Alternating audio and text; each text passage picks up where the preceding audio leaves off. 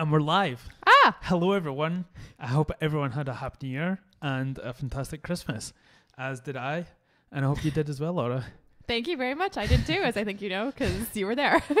I guess so, yeah. It's a bit of a stupid question. Just for the viewers. Yeah. Well, there's listeners. Listeners, whatever. Yeah. Mm. Semantics. So what do we have here beer-wise? So, well, first of all, drinks It's becoming wise, a tradition, this, actually. Yeah, we're having a wee first taste of, we've got from Kyuchi Brewery in Japan somewhere. So, sparkling sake. It is a sparkling sake. So it is just rice and koji and yeast. I've never heard of a sparkling sake. Me neither. They claim it's low alcohol. It is 12%. So it's For the Japanese, it's yeah. very low alcohol. Yeah, so it's white rice koji. I mean, one of the stereotypes of Asian people is that they're they're lightweights when it comes to drinking. Yeah, it's supposed to be some sort of like enzyme thing Okay. or whatever, but I've never seen an example of that, to be honest. And it's just obviously it's funny that this sake is 12%. Yeah. Which is, light for a wine, but strong for... What are most sakes, the percentage? I don't know. I'm not sure. Okay. We have that bottle over there. Yeah. I think that was higher alcohol. Okay. I think that was like 14. Yeah. But I can't remember. So basically by sparkling, they mean there's bubbles in it. Yes, exactly. And I have no idea how they make it. That'll be some research to do. We've had I'm going beer to take a guess. this. It involves rice. It does involve rice because it's made from rice.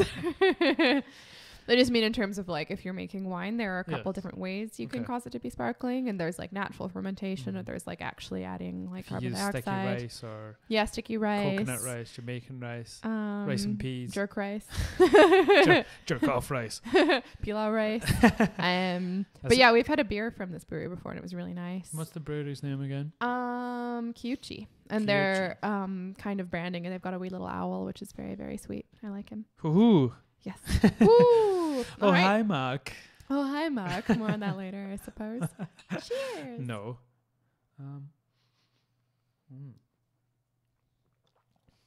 Ooh, I like that. People are probably listening to this and going, oh, they keep drinking on the fucking podcast. Yeah. But, get over it. I like that. It's nice.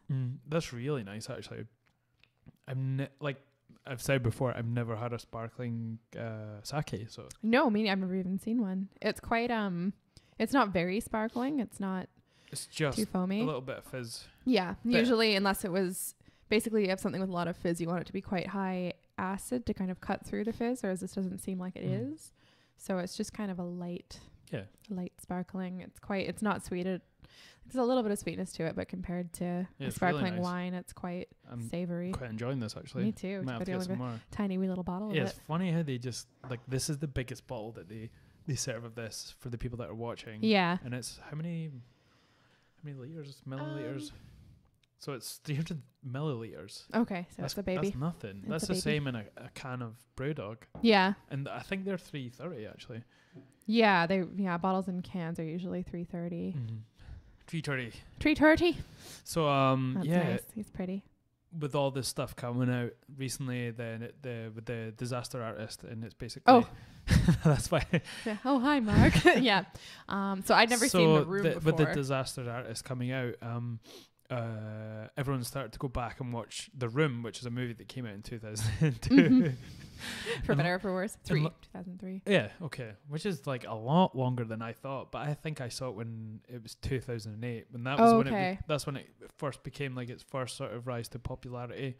And yeah, the Disaster Artist was made by the guy that was in this, or it was from the book? It was based on a book written by a guy who acted in it, was also sort of a producer on it. And he was like friends with Tommy Wiseau.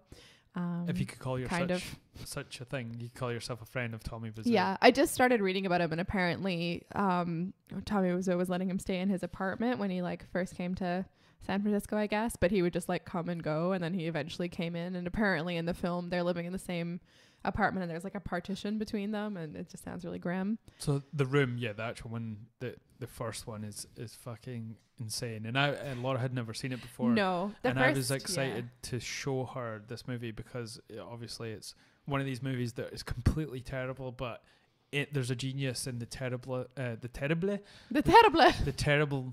of it. Yes. And the same as the Troll 2. I think Troll 2 was voted one of the worst movies ever. Which I guess I kind of need to see now. And Troll 1's nothing to do with the second movie.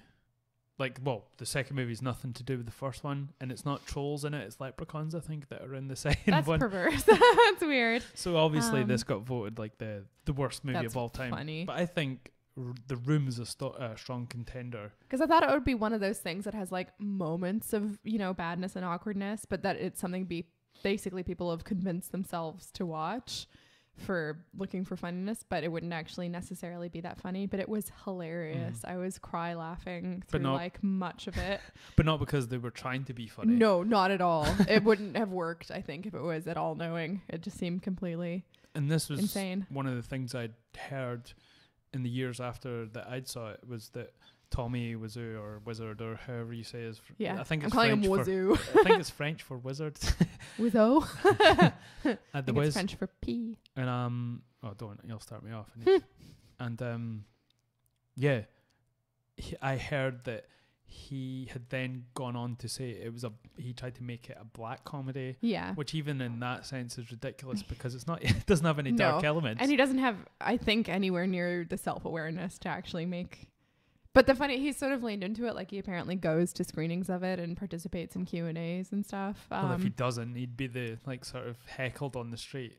Yeah, like what would he even do? Like I'm so interested in him. Like how did he get to be who he is, and like why did he do that? And he seems to be as much as an enigma as his movie is. Yeah, which is funny because he seems like the last person on earth to let himself be an enigma. It's like he literally just wants everyone to see his butt, basically. That's like the whole thing. And we saw it. And we saw it for a really long time. And I never need to see it again. Square 12 inches of it. It's literally the squarest butt I've It's like ever a microwave. Seen. It's so weird. Yeah. No, it's more square than a microwave. Yeah, probably. Yeah. He looks like he's got like sort of 3 different unknown diseases. It's very strange.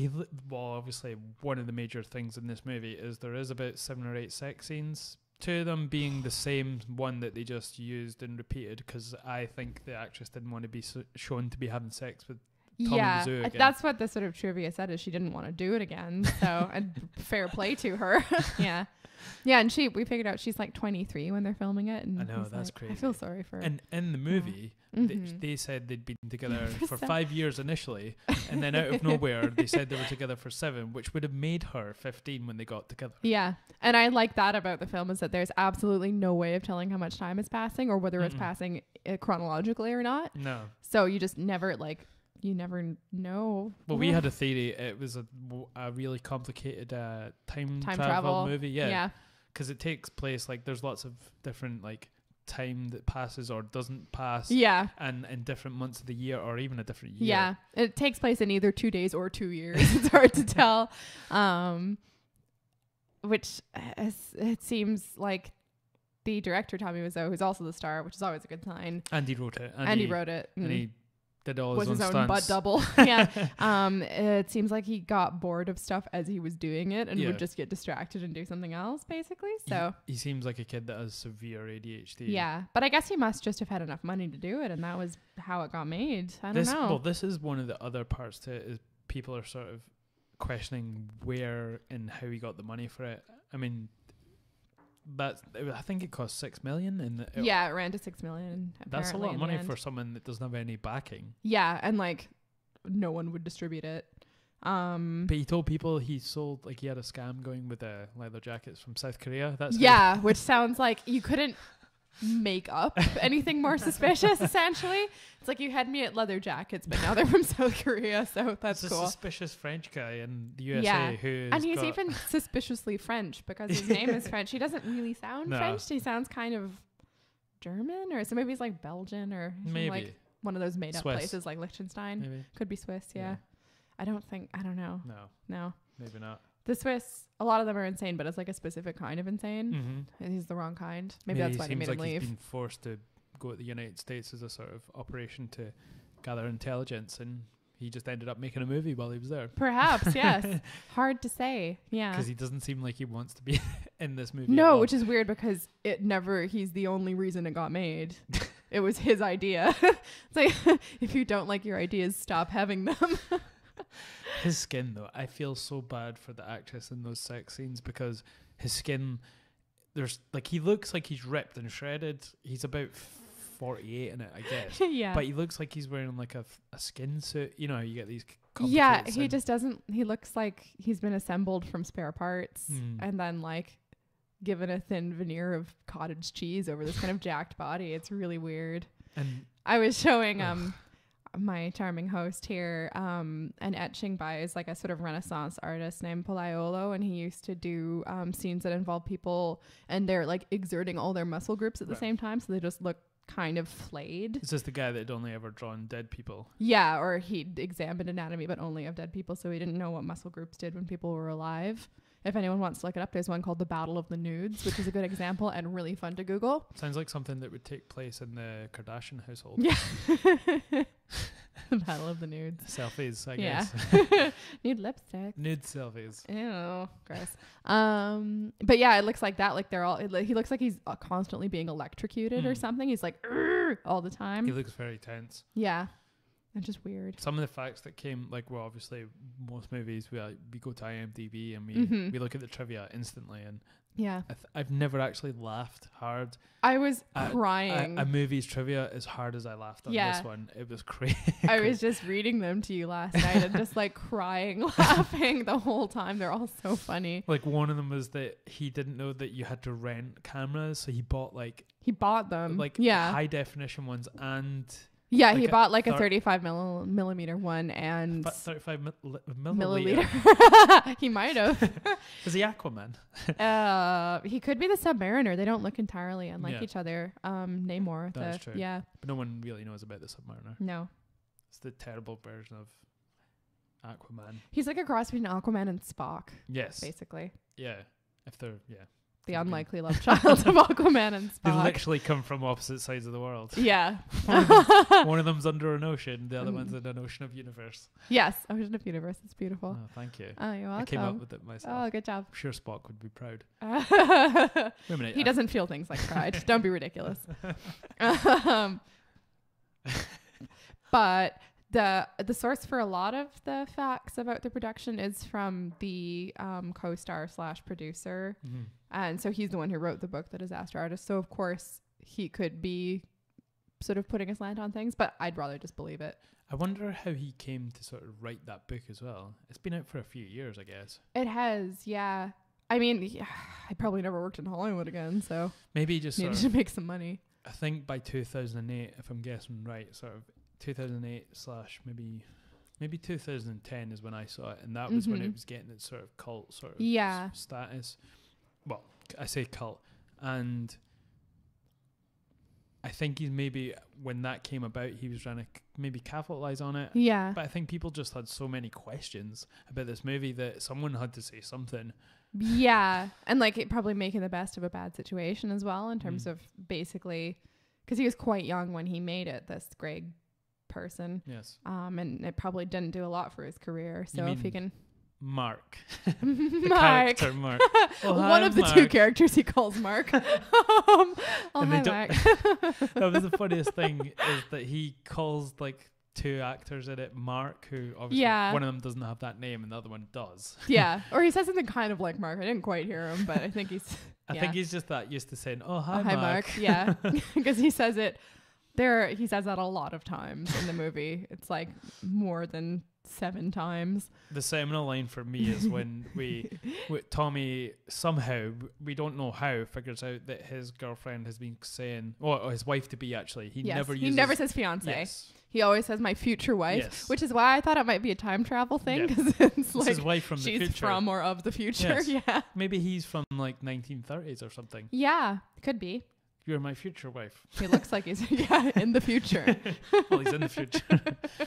Oh my God, it's so confusing. He just calls everything like, this is my future car. This is my future dog. It's like in Rick and Morty when he's talking about he's in the alien hospital. And he's like, here, have this alien towel. And he's like, it's an alien towel to you. Like, I actually got it on another planet, so it's an alien towel to me too. We're gonna have to get this alien penis as well. Yes. No, it was his Earth penis. Earth penis. Yeah. And then he got a replacement. All penises are earthly. Except for the ones that aren't. Because Adam and Eve, Adam was the first penis. So, and he was of this earth. And I won't have anyone say anything different. Especially some dumb scientists. This was just a few thousand years ago, right? Yeah. 4. If you're on the flat earth. If you're being technical. Don't use your science times on me. I don't believe in 4s. And that was something that was, the whole movie is completely hilarious. It really is. I was very pleasantly surprised by how constantly funny it is. Because when you go into this, when I watched it, I kind of thought maybe it would be some points were a little bit bad, so it was kind of like a chuckle, or all the way through you're just like, this is just slightly bad. Why would they ever make this? That's what I sort of expected. I am genuinely glad that Tommy did make this movie, because it is so bad and it's so funny. Yeah. No, it's extraordinary. I think it's funnier than like probably 70% of films I've seen that are meant to be funny. All rom-coms. Curiously, the only really unfunny scenes are the ones that I think are supposed to be comic relief. Like when they go... What? And play not football in that room that's like the fakest looking room I've ever seen. And the guy tells that story about if no one's mom seen finding his underwear. It's like it's written by an 8-year-old. It's like 8-year-olds' ideas of how people like are grown-ups. Or someone who's viewed sort of American culture from a distance, someone who's from a different country. Yeah. And just thinks that when they're not doing work, they're off playing not football with other buddies. Yeah, exactly. But they stand 3 feet apart and just sort of kind of throw a football at each other. Kind of like a rugby player would as well. They don't like spiral it. You could tell who were the 2 American actors in that. Yeah, because they had any idea what to do with the football. They're throwing it like sideways and like as a towel. Like yeah. And we haven't even mentioned the scene where they inexplicably do that while wearing tuxedos. We thought they were going to go to the wedding, but there's just one scene where they wear tuxes and then that's over. Oh yeah, this is what I was going to say before in regards to the seminal line is when his future wife has been telling people randomly that he's been hitting her, which is like sort of strange because he buys her a rose every single day. Yeah, he buys her 12 roses often, but he also really obliterates them during apparently every sexual encounter they have. So it's the same scene. Yeah. Do you think they had to put that first scene in with the flower shop because they used the same scene from the sex scene, which involves a rose? So we're like, well, why has he got the same rose in this sex scene? How could we make up for that? It'd be really funny if that was the only time they paid attention to continuity at all. It's like we're gonna have to invent a whole new scene. I really hope so. Okay, keep on track. This is like I get sidetracked with talk here, but the seminal line. His future wife has been telling people that he's been beating her up, but we don't know how Tommy finds out that he has been telling people this. That she's been telling people. Yeah. Because no one that has been told has told him. Yeah. And we don't see that interaction with anyone, and everyone that finds out about it acts surprised from there on. Yes. Unless they're really good actors, which I doubt it. And it's the scene where Tommy comes to the rooftop. Yeah. Johnny, should I say? Actor Tommy, character Johnny. Yes. He seems like someone that would call himself Tommy in a movie because he didn't see himself, like he couldn't act someone else. He could only exactly. And he probably had a hard time learning because he couldn't learn any of his lines. Yeah. They had to redub a lot of it, and he needed cue cards, even though he wrote them. God damn it. Anyway, so Johnny comes to the roof and he has a bottle of water, obviously, because he's really mad. And he's like, I did not hit her. I did not. And he's not speaking to anyone. He's just going up the stairs. And it's clearly overdubbed. Yeah. In the scene, he is likely shouting, but the overdubbing, he gets quieter and quieter. Yeah, he sounds like he's just chilling out.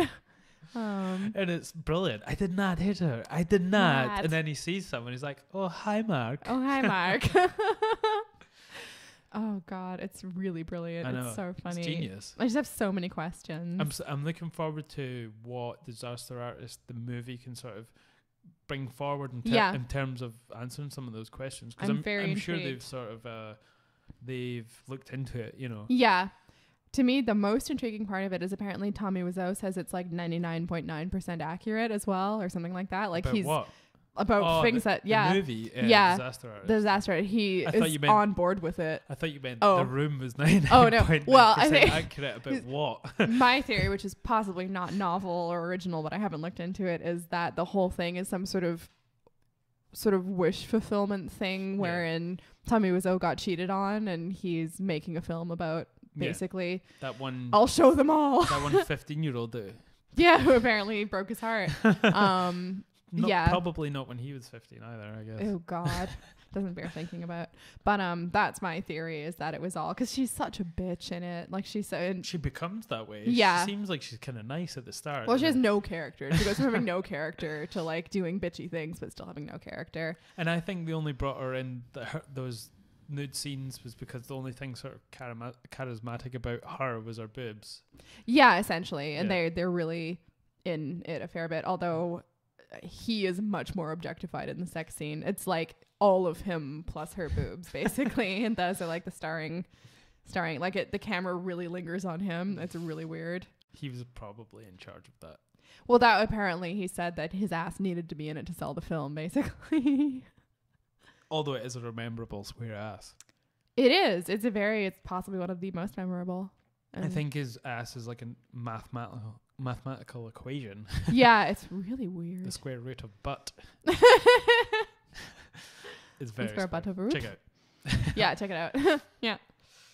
And like I'm looking forward to it because I think it's James Franco. Yeah. I think maybe Seth Rogen. Seth Rogen has something to do with it. He's in it. Yeah. And Dave Franco's in it as well, which is lovely. It's going to be stupidly funny. Yeah, I'm excited. Yeah, it was quite a good cast. It looks like it's really funny. He's always James Franco's always good at playing sort of oddball characters. Yeah, these like totally blitzed characters. Yeah. Although he doesn't do, because he got voted he got voted High Times the best portrayal of a stoner in a movie of all time, and he doesn't even smoke weed. He says, which I like. He doesn't need to, obviously. He's already stoned enough naturally. Sending pictures to 17-year-olds. I get it. You know, he's out of just, it. Yeah, he just is out of it. I mean, that was like, I don't know if that came out now. Would that be viewed differently? Because it was a couple years ago. I think she was 18. Yeah. For people that don't know, there was some sort of, not controversy, but there was an uproar because James Franco was taking pictures with fans in New York in Times Square. Mm-hmm. And he had a selfie with this girl who was 18 and from Scotland. Oh, really? I think so. Huh. And she was 18, I think. I might be bullshitting here.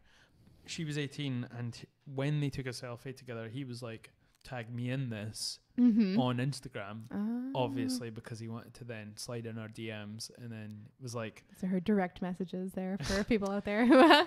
I'm sure... My parents are listening to this probably, so I don't know if they know DMs. Her dialect mentors is what he slid into. I like making dialect up mindset. Quickly making up acronyms for he slid BFI into her dialect mindset. Yes, exterminate. Okay, James Franco. I'm going to Google this because I want to get this right. Okay, it is an interesting story. And I just know it happened. I don't know the background at all. But he seemed to deal with it pretty well, actually. I think if maybe it came out like right now, it would be part of the whole like Hollywood harassment pile on, and it wouldn't go as well for him. I'm not sure. I think it was all sort of legit and legal, so that was why there was nothing. I think so, and I think he genuinely does seem quite harmless. And it wasn't any. It was just they were just weird. Like they weren't. Yeah. I don't even know what to type into Google to find this out. I don't know. Oh, she was 17. Ruh-roh. Okay, this is from the Daily Fail, so take it as you will. So I'm embarrassed social media is tricky. Hollywood star James Franco admits bad judgment after trying to seduce a Scottish teenager on Instagram. Bloody Scottish teenagers. Yeah, so basically everything I said was correct, but she was 17. So what did he actually send her? Because I just saw one like really bad selfie, but not like really bad, like like really bad, like I think it mind was your chins of love. his terrible abs or something. Yeah, I saw it was just like his face and his stupid torso, like in bed. Like it was fine. It was weird, but it wasn't. It was kind of just lame. His stupid torso. I think it's a very nice torso. I'm sorry, James. Okay, so after shared a photo on Instagram, she shared a photo on Instagram. A flirty exchange of messages followed. Ooh. He was probably like ASL sexy. That's a good starter line. That's always good, yeah. But that was for like the MSN. Yeah, I remember that. Yeah. Did you get that a lot? Yeah. Or did you say that to boys? Oh yeah, or all girls, the time. You know, girls, I'm not discriminating. Panda bears, whoever could type. Trash pandas. Yes. A flirty exchange, of messages followed in which he asked her age. You got to do that. Clarify. Yeah. Yeah, that's the correct. Did she say what her age was? Yeah, of course. Did she say what her real age was? She probably wouldn't. No. She probably wouldn't have said her real age. I don't know, but we don't know. Because it's that sort of power differential. But if some woman messaged me when I was 17 who was famous actress. Who was like into you wouldn't be like, oh, I'm 17. Say, like, yeah. I want to use something that wouldn't happen. So I already know that Natalie Portman's messaged me a few times. So I wouldn't. Oh, okay. I'm not going to say that one. Okay. Say Susan Sarandon. Oh, okay. Message me. Yeah. Message me. And was like, hey, what's up? ASL. I'm hungry for that D. Oh, well, starts off. Susan. So I know she's always hungry for the D. She's woke. She's cool. I can deal with it. For an old woman though. Yeah, she's really cool. I like her.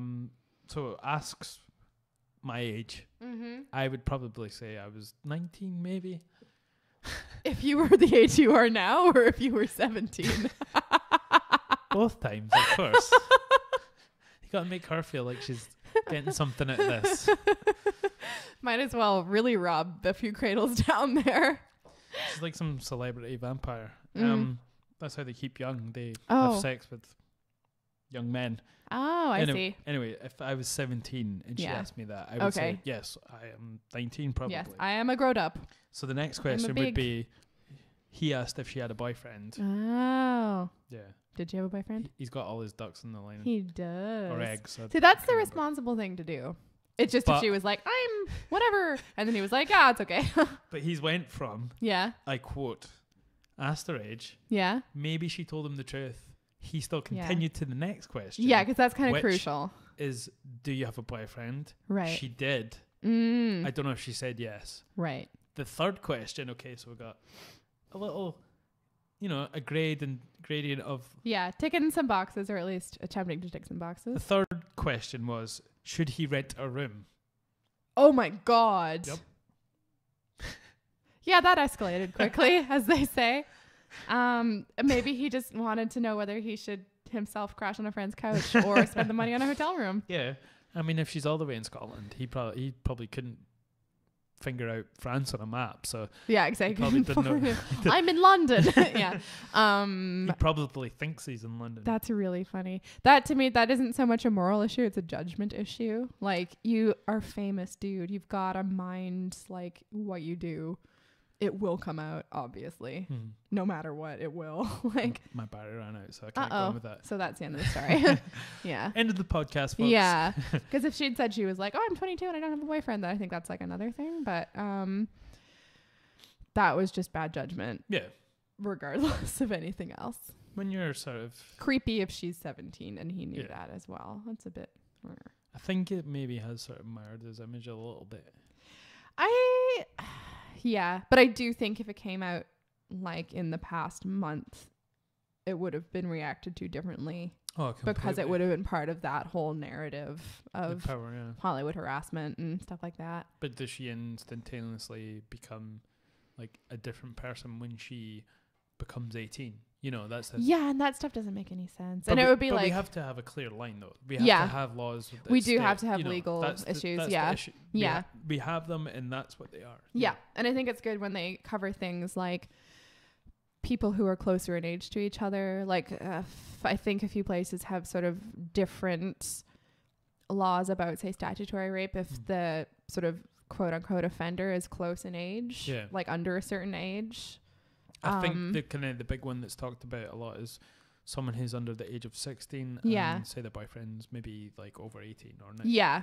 I think like that's such a weird one, because especially you get into, I know it's kind of a bit of a cliche, but girls and boys sort of being mature at different ages and stuff like that. Like I wouldn't have wanted to date a 16-year-old boy when I was a 16-year-old girl, because there were 16-year-old boys, you know? When I was 18, I was completely retarded.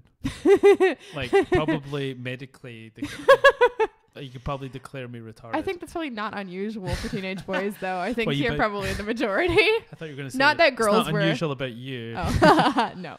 Not that, you know, I was certainly not uncrazy when I was an 18-year-old girl, but I think I was probably, on the whole, I think the girls I knew were more together than the boys I knew of the same age. Yeah. Well, did you know any boys at that age? Because you went to an all-girls school. I was at university when I was 18. I went to uni when I was 17. So. But I mean, like, sort of that time in between. Yeah. Did you interact with any sort of... Yeah, of course. When you were on the debate team. Oh, yeah. Debating boys. Because there were boys' schools as well. So we, like, socialized together. Then I knew, like, I went to a mixed elementary school, so I knew boys from, like, my neighborhood and stuff. Yeah. I wasn't, like, living in a tower. And when you were debating as well. Yeah. Master debating. I stopped debating when I was like 14. Not like only formally. I never stopped casually. Yeah, it was like debating and then drama and then classics, I guess. Yeah. So did you got more and more introverted? To me, that's sort of an alien thing, especially when it comes to academic side of things, because I didn't grow up like that, and neither was I in like a really sort of fantastic school when I grew up either. Yeah. And like, what is that? How does that whole debating side work? Honestly, I don't remember super well, because I did stop when I was like in grade 7 or 8. Right. Okay. Well, grade 8 probably, or grade 9. But it's like you either within the school or you have meetups with different schools, and you have like a 2-person team usually against another 2-person team, and you're given a topic. You either have time to prepare it or you're given it sort of off the cuff. And you're assigned whether you're for or against. You don't get to decide. So it's not your personal opinion. And is it something made up that you're talking about, or is it sort of issues that are around it's usually issues that are like government issues or something like that. It's usually political, basically. But so things that are relative, not sort of things that are, you know, political issues in the 1800s about women's rights, you know. No, usually it's not really stuff that's like, sometimes it is hypothetical stuff, or it could be just stupid stuff like, you know, Pop-Tarts versus yeah, exactly. Like we both went to breakfast food there immediately.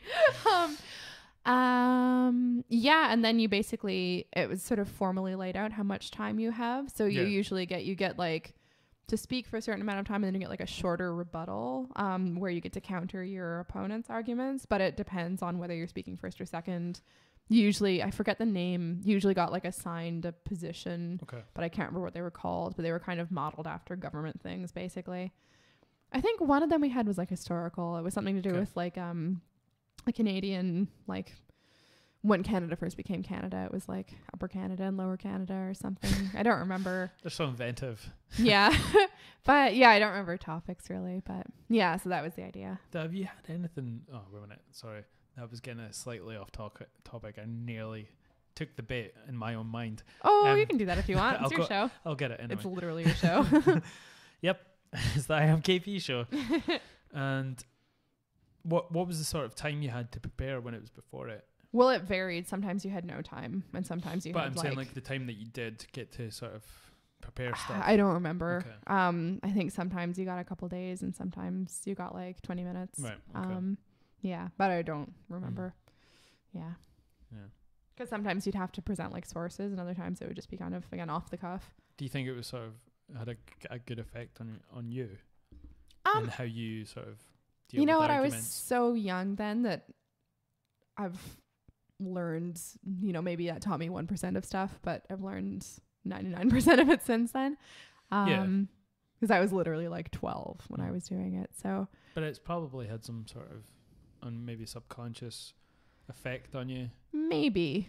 I'm sure it has. I just, you know, maybe it was a platform for stuff I learned later on that had more of an effect, but it just feels like it was an entirely different kid, basically. So, Yeah, I'm sure there was, but I couldn't say.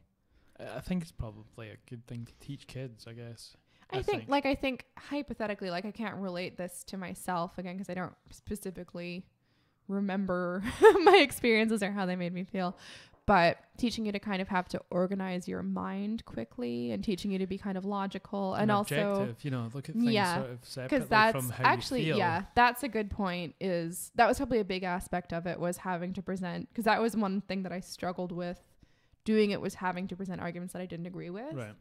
But I think that's actually very good, because I think it maybe even helps you empathize with like someone you're having an argument with. Yeah. Because it does maybe teach you that you have to see things from both sides. Because that's another, like, tactically you have to see things from both sides because you need to expect what your opponents are going to say. Yeah. So that makes sense. That's I think it'd be good for something across the sort of world as well, to sort of take points and, like you say, like you can empathize a little bit more with something that you necessarily don't agree with, and you can kind of see it. You obviously have to put yourself in that position, and how you would think about that if you were that sort of side of it. So it means you can kind of relate in a little sense, and that's good. Like that makes you sort of, well, Canadian first, but I think in the macro it makes you see empathy as a strength rather than as a weakness, which is good. Okay, I revised my opinion. It did have a good effect on me. I think Scotland and England would benefit from something like that in the sort of general public schools, I think, and it's also just in terms of, it was just the age I was doing it at and stuff, but confidence about public speaking. It wasn't in front of a large group. It was a small group, but having to get up and talk, and that's never something I've enjoyed, and I still don't enjoy it, to be honest, but it's good practice for real life, basically, and just confidence and expressing yourself. And I've always thought that's where you've got your sort of, because when you first came on here, you were pretty natural, like, and I always just assumed that it was from your days of sort of debating, and that gives you that sort of confidence in what you're saying.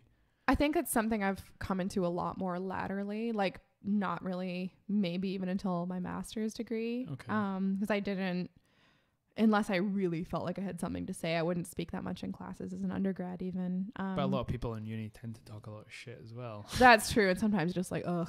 People who are trying to come up with the most sort of, like a question that probably takes anyone by, like a sideswipes them slightly, when they have to think about it, they're always trying to come up with the best question as opposed to actually asking questions that what they want to know and is going to relate to them. They're always just trying to out question each other. Exactly. Yeah, there's a lot of that. Or trying to say something that's so convoluted no one can turn it into a discussion, but people perceive that as it being too intelligent, but it's usually just they're bad at communicating. I'd say maybe the debating thing was part of a linear progression of becoming more confident speaking, but it would be at the very beginning of a very long progression. Because part of it's been because I do some teaching and some lecturing, and that's helped more just because you get used to doing it. You're not like, oh, I'm not going to like get hit by a lightning bolt and die every time I do this. Something that I've never had sort of any experience with public speaking when I was younger. Like I in my head, I don't think it was something that I was taught. I was always just in my head. I thought like showing off or public speaking is a flaw. Like I've always seen it as awkward, Yeah, and it usually me personally. I don't mean when I see other people doing it, but like when I played in bands for years, I would always turn my back when I was playing solos. Yeah, Moira was saying that. Yeah. Like it was because I didn't want to I felt like I was showing off if I was doing it in front of people, and it made me nervous. So I didn't want to do that, So you erred on the side of being a reclusive genius. Not really. But I think when I think of people who are like, oh, I'm really into public speaking, I'm like, oh, well, you're a knob. Yeah. Because you obviously really like the sound of your own voice, and you think what you have to say is more important than what other people have to say. And people who want to become prime minister, like people who want to be in power are not necessarily people that should be in power. Yeah, people it's a huge problem. Love public speaking. It's kind of similar, it's like they shouldn't necessarily, they have something wrong with them. Yeah, it's because we have such a strange model in terms of politics where so few people are expected to participate in it. So you really have to be an outlier to be into it. And usually the people who are into it do come across as just like psychos. And it seems more common in the UK that it's a sort of type of type of family and a person that gets bred to be a leader. In North America, it seems less like that. Because we don't have class structures anymore the same way. Like, we have socioeconomic class, but we don't have this, like, old family thing so much. You might get a few, like, banking families or whatever in America. You get, like, the bloody Astors or whatever, but Trudeau's are probably the closest thing in. Yeah, and even then it's not like there's no old money in North America, because North America's not old. Like, compared to like Rockefellers are about as close. Yeah, exactly. Yeah, you'd get those. Yeah, I mean the big American banking families, but you don't get that sense of like if you're not born into the right family. Yeah. Which isn't to say that it's not really hard to get your way out of not having a lot in the States. I think that's the thing people get confused about, is just because there's not stratified classes that there's total social mobility, and I don't think that's the case. It's just that you don't have to like, have had a house since 1000 to participate in politics. Do you think in North America class is exchange for race then maybe? Do you think that's the sort of economic sort of indicator?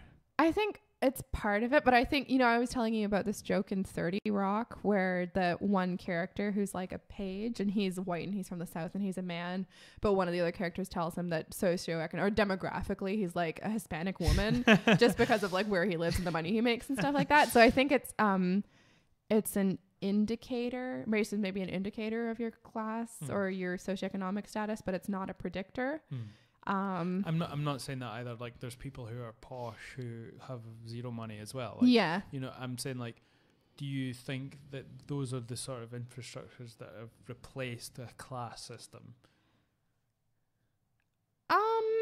I think it's similar, but I don't think it's not, because there's nothing to replace is the thing. Yeah. So it was just race, like, is seen as a sort of like a class system in North America. It is, but there are, there are a lot of really poor white people and there's some well-off black people. Yeah. Like, it's not, I don't think it's a one-to-one at all. In an absence of sort of the class system, that something else has sort of taken its place, But whether it's not accurate, obviously, but it's a general thing that's came about.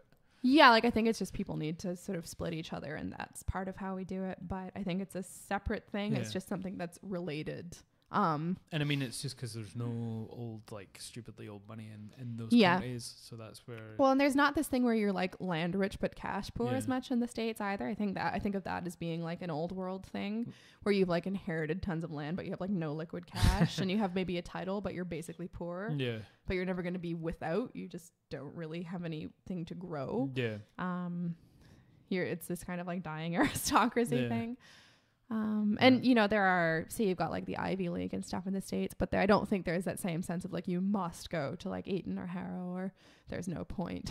One of the scary things about the UK is I think it's something, there's a large percentage of land that's owned by the church. Like even in like the hometown that I came from, I think it's all the surrounding fields are owned by the church, and they have to sell them off when they feel like it, and that's how they get houses built in the town. It's that's crazy. Bizarre. Yeah. I mean, that's not something that you see in North America, Yeah, that's much. A strange thing. Like this is it's like it's like the Vatican owning all of the land in the world, and then when they feel like freeing up some land or, getting making some cash, money, then they'll just sell it off here and there. Yeah, that's curious. I think it's the Church of Scotland is the one that sort of. I'd have to Google it actually. Yeah, we can. Anyway,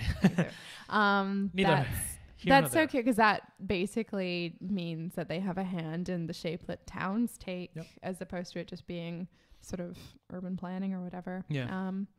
Yeah, not that urban planning isn't very often done a lot for kind of financial reasons as well. I think a lot of older people in Scotland who have grown up in some part of religion see it as a good thing, because they feel like then all the towns would just grow like exponentially if they were allowed to sort of just build on anywhere. I think that's where they come from in a sense, but we see it as that, we need land, Yeah, and like while there are housing shortages and like overpriced housing and stuff like that, it seems like it would be a good idea when there are, people who don't have homes, actually people who can't afford their homes. Maybe we need more homes. So That's a funny one. That's weird. Bloody churches. Not really like bloody churches, but you know maybe. What I'm saying. It's like the whole whatever the God is omnipotent and omniscient, but he just can't hang on to money. He just has a real problem hanging on to money. He always needs money. He needs more. Did you see in the news recently that Trump, I think it was in the last few days, Trump was saying that he wants to take away Scientology's status as a religion. Heck yeah. That's one of the things that I've seen that come up before, but I didn't realize it was him. Yeah. They should. I'd seen it on. I'd have to. Yeah. I mean, I think it's. Do you want me to Google it? I want to make sure I'm not just talking bullshit. I think it's bizarre in supposedly secular nations that religious organizations get tax credits and stuff anyway at all, but he's such a strange cat, Trump, because I say that like I'm some sort of 1960s black dude. Such a strange cat. And he says all these things that sort of the right aligns with, and people just assume that he's going to be right on a lot of issues. I just think he thinks his own ideas are original, and him saying that, he's going to take the status away from Scientology. Yeah. A lot of people would be surprised by that because they're like, well, yeah, I agree with them. Like, exactly. Yeah. I'm like, what is he? Yeah. For agreeing with but Trump. Even a stopped clock is right twice a day. Yeah. So it says. He seems like a stopped clock, like maybe 10 years ago. Yeah. This is in The Hill. It's early November. And what's your source? What is The Hill? It is a sort of blog that deals with goings on in Washington. A blog. Well, a news blog. A fucking blog. Well, the BBC news site is a news blog when you think about it. It's a blah, blah, blah, blog. Blah, blah, blah. It's a reasonably well-respected source. Okay. So they're quoting a Huffington Post article. Okay. Twitter messages from a Trump family friend and top official at the Department of Housing and Urban Development claimed that Trump and his family couldn't agree more that the church should lose its tax-exempt status. So basically, that's not direct at all. Okay, so I'll look at the Huffington one. This is all just sort of him speaking to family members. Or family members saying that he's been speaking to them. I'll see what the Huffington says. Makes sense, though, because they're starting to get out of hand, I would say. Yeah, I don't think they've ever been in hand. Well, they've never been a proper religion. The other page isn't loading, but it seems to be the same thing, that it's somebody saying that he said that. There was a Reddit article. That's where I read it. Hey. But this person was speaking to Leah Remini, who's a pretty prominent ex-Scientologist. All right. Yeah. Really? Leah who? Leah Remini. Never. She's been on Joe Rogan podcast. Oh, okay. Yeah. He spoke to her about Scientology. Okay. And she's been someone who's been really vocal about having left Scientology. One of the ones who I think has actually dared to do that, because obviously it's not easy. We've all seen sort of the documentaries that are about it, and we went and saw one of our second or first dates, proper dates. I got tickets to go see Louis Theroux's documentary. I can't remember the name of it actually. It was on Scientology anyway, and it was about their sort of camp they had where they would sort of beat you up and put you through like stress tests and all this to sort of break you if you were trying to leave. Yeah, like it was their kind of sort of sending you out to sea, camp. Which they do actually do. It's not even the worst place to be because you're screwed if you're on the boat, basically. But if they send you there, you get this big fucking like dinner plate medal. Is that true? That's just for Tom Cruise. It just looks really big because he's really small. It's actually just, he's a proper leprechaun. He is. It's just the size of a toonie. It's like a toonie. A toonie. Would you like to explain to the listeners exactly what? It's a $2 coin from Canada. They're trying to differentiate themselves from America, but they are just America. They don't have $2 coins in America. I'm saying they have dollars. They do. Well, so does lots of places. Australia. I think Australia. The movie is just called My Scientology Movie, I think. I was a bit disappointed in it slightly. It was a good documentary, but I had seen so many documentaries leading up to that, and they all had the same sort of information, and it felt like Louis didn't go into it as in depth as these other documentaries had. Well, I think his strength when he makes documentaries is his like ability to communicate with people on their level and without sort of being leading or patronizing. He's just very sympathetic. When no one will speak to you, as no one from Scientology would, it doesn't leave you a lot to go on. So there's this sort of empty center to the film. Because that was the feeling of the whole movie, was no one from Scientology that was in it at that time wanted to speak to him, and he got threatening letters to sort of cease and desist, I guess. Is that more than, because they sent out like a fake film crew and filmed him. Like, it was weird. It's like, you're on candid camera. That's what they were like. That was essentially all the action of the film, because he couldn't get anyone to speak to him. And the gentleman who's mainly working with, whose name I forget, but who had supposedly been high up in the Church of Scientology but had defected. He just seemed like such a burnt out husk of a person psychologically, and obviously still had huge issues.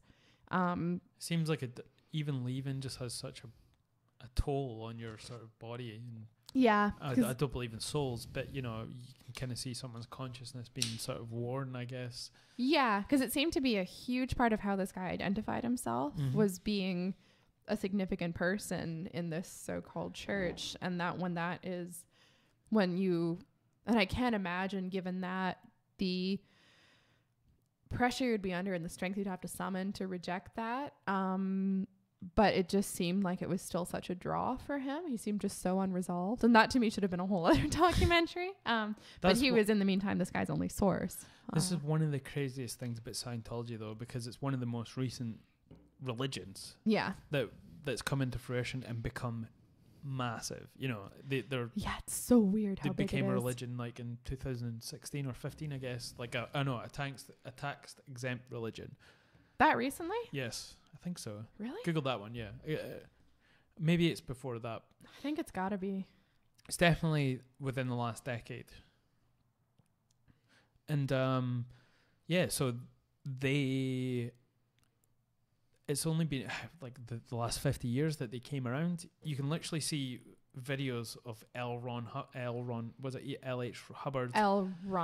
Hubbard, not L. Ron, as I always Old Mother Hubbard. And you can see videos how you can read his fucking back catalogue of shitty scientific sci-fi novels.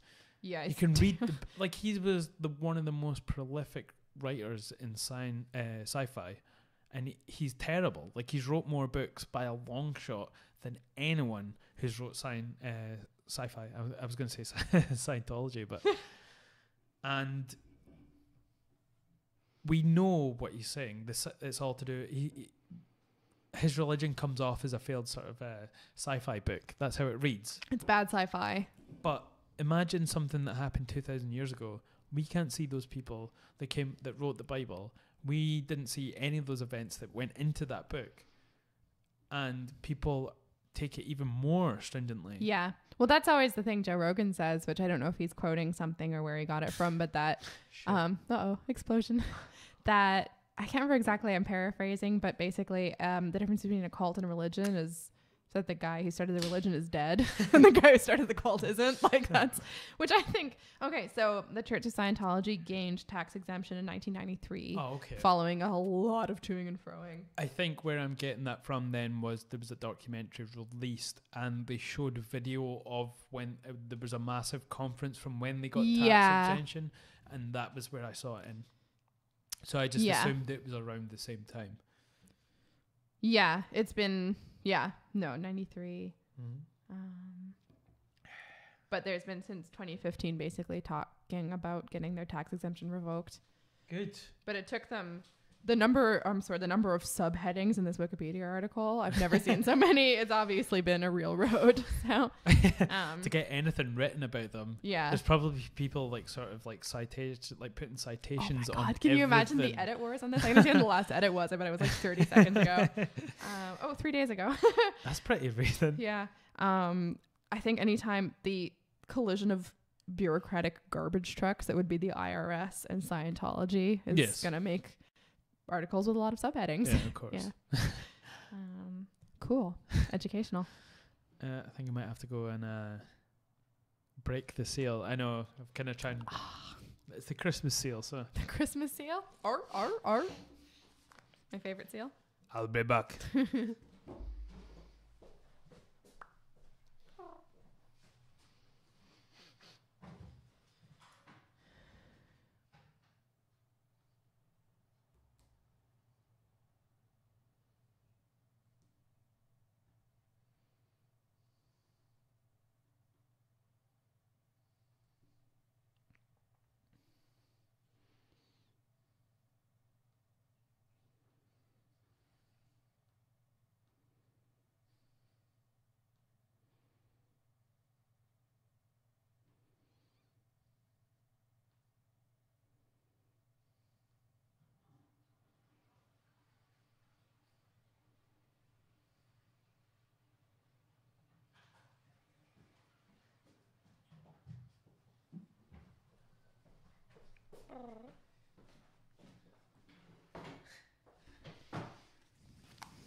Shazam.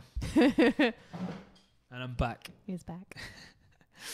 Yeah, so that, like, carrying on from the whole Scientology thing, it is very crazy that people just sort of blindly just follow this religion. I mean, I know grannies, and not just Scientology, I mean like Christianity and a few other of the Abrahamic religions, but there's this tendency to just, without question, and I get where it comes from, obviously, when you're brought up into a religion and your parents practice this, even in just loose terms, you know, and your grandparents probably practice, you know, there's probably 3 or 4 maybe longer. Yeah. And you just assume that, or not even question it, you just think that's your reality. Yeah. And we're not that far in terms of, you know, decades or, well, centuries really, from it being not possible to opt out, really. Like it was, atheism was forbidden under, you know, in a lot of these religions. Wasn't even a question.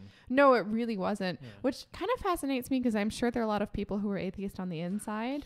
And in some ways that gives you a lot of power because you're free in some ways to do whatever you want because you're not afraid of consequences. I've talked about... It's kind of similar to, is it Hypatia, the woman from Agora?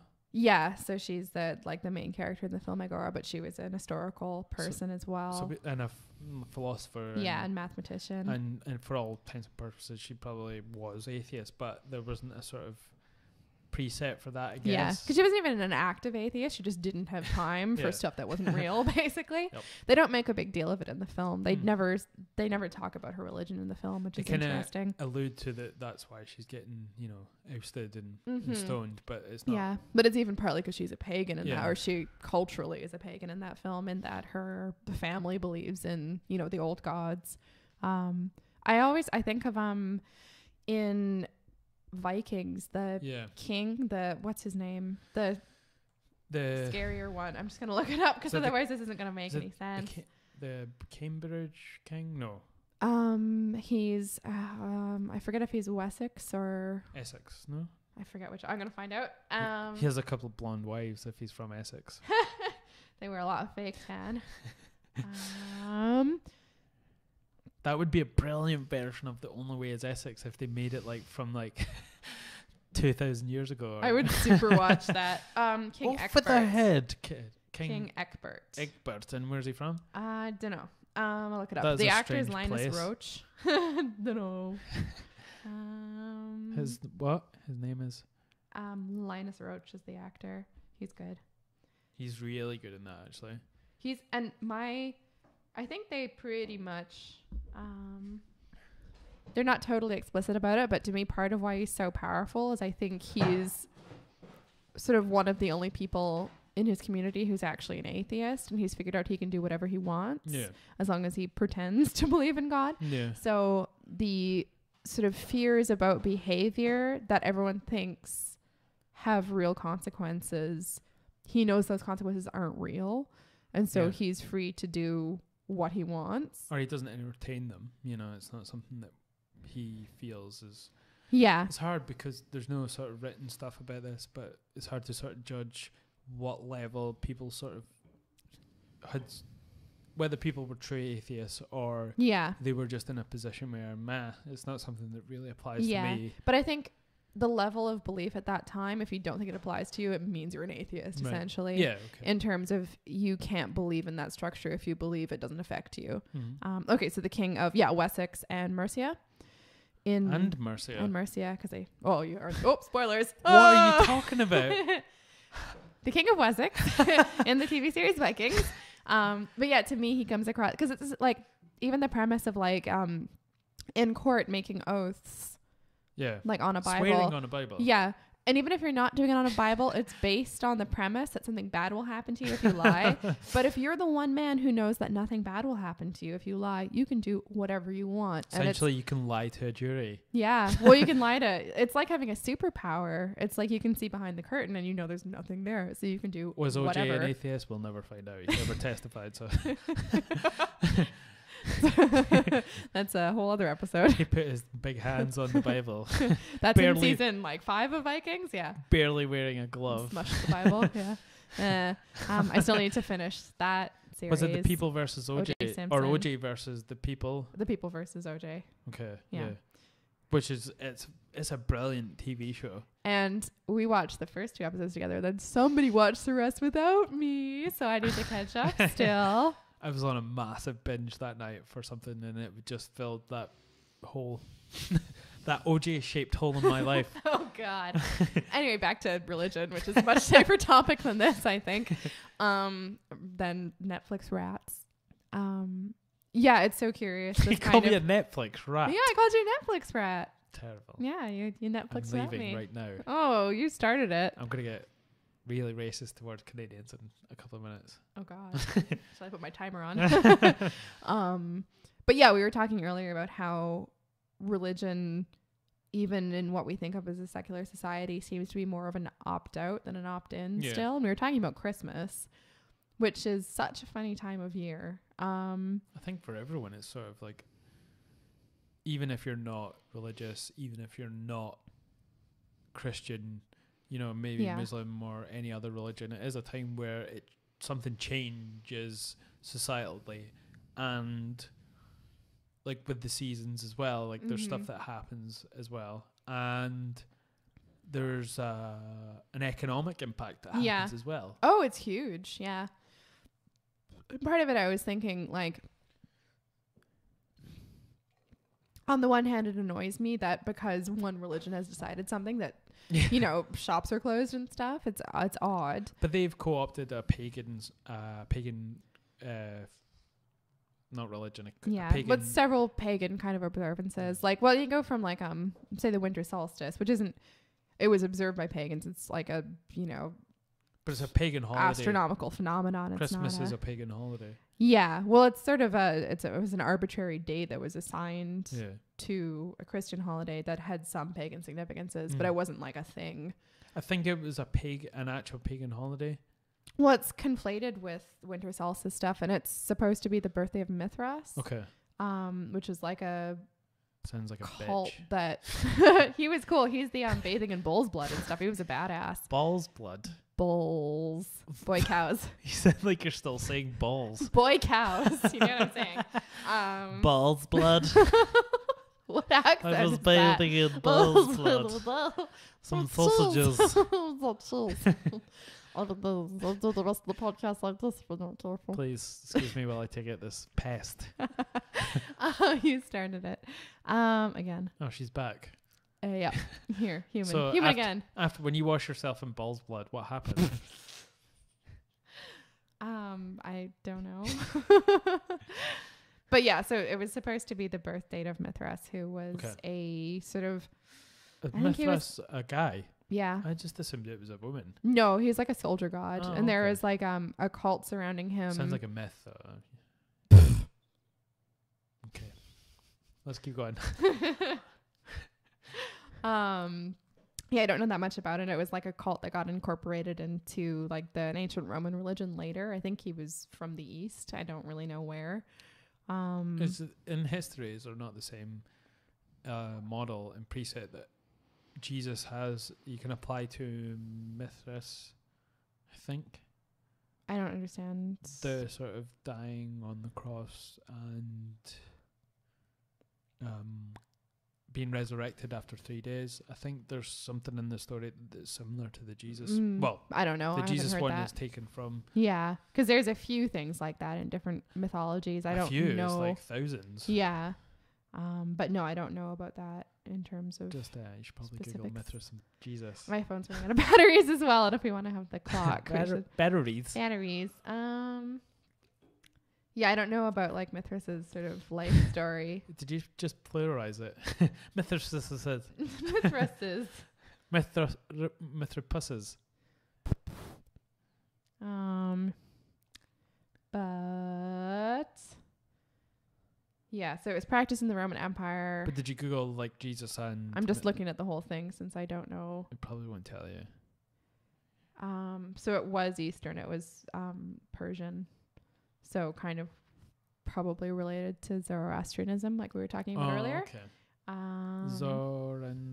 I'm just looking for Zoroastrian religion. Oh yeah, there we go. The Romans regarded the mysteries as the myths of Mithras. The Mithras mysteries. The myths of Mithras mysteries. Sounds like a good sort of as having daytime detective show. Yeah, definitely. Like Midsummer Murders, like, you know, when you're a student and that's all you watch. Yeah. Mithras. So basically there's a Persian Mithras root and a Roman Mithras root, and they're maybe not related, but maybe related. It's like under scholarly debate. Yeah. So there's yeah, this is Wikipedia as well, so who knows. Let's just do Jesus and Mithras. Because it'll actually tell you the comparisons. Yeah. As opposed to sort of looking through. I always hate doing that kind of thing because I want to know the whole story. I don't want to do that. Well, for you guys that are as geeky as Laura, you can check it out anytime you want on Wikipedia. But for the purposes of the podcast. So many terrible websites. AncientAliens.com. Brilliant website. ColdCaseChristianity.com. Oh, brilliant. Mithras in comparison with other belief systems. It's like this TV show we're watching just now called Myths and Monsters. Mithras and Monsters? Myths and Monsters.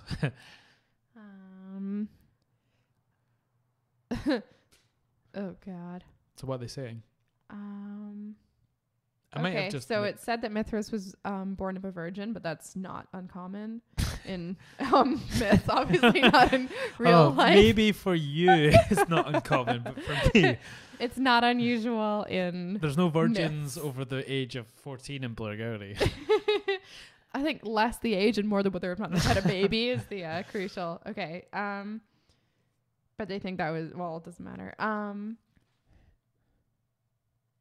There's debate about whether or not Mithras was supposed to be on December 25th born, but nobody said Jesus was born on December 25th until like 400 BC. I think it was like March or something he was supposed to be born. I don't, because it doesn't say in the Bible. But they used an old pagan, this dude's holiday, and they kind of squished it together and made Jesus myths. Jesus Mithra is what they call him. Jesus Mithra. Sounds cool. That's a badass name, actually. I might have to name an unwanted child after him. Which one? Jesus Mithra. Jesus Mithra. Sounds like you're signaling someone. Jesus Mithra. Jesus. This is going to be a bad podcast if I keep trying to read this. Yeah. It's basically, there's still a lot of debate about anything about Mithra, so it's hard to compare it to Jesus. It seems like anything that does do that directly is either trying to prove that Jesus is it's like one way or the other. No, it's like either, because the first time it seems to have been stated that there was a relation was Christians accusing Mithraic religion of stealing stuff from Jesus. So it's like one of those weird ones. And then Mithraism seems to be complicated because it was like a secret religion. Okay. So it wasn't publicly celebrated. It was all mysteries. Right. Okay. Hence the myth mysteries. So it's a bit of a weird one. It's going to require more than a cursory Wikipedia scan. Yeah. But anyway. I'm sure somebody out there is listening to this is like, you fucking idiots, but I don't know. There's some religious scholar who's like, you fucking butchers. Yeah, exactly. But we tried. But basically there are a lot of parallels in common, but that doesn't make anything true or not true. It's just interesting. Yeah. And even Joseph, his his father, well, not his real legit father, obviously, but the one that brought him up, his baby daddy,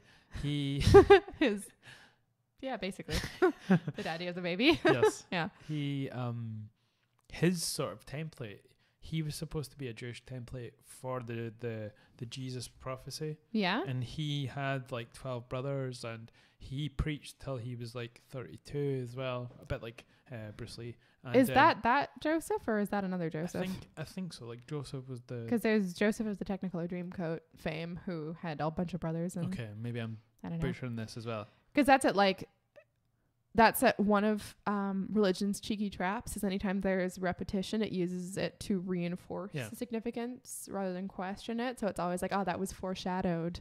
It's never like, oh, we had to recycle that. I think I am talking about Joseph, the way they were talking about it, because Joseph is obviously the direct descendant of King David.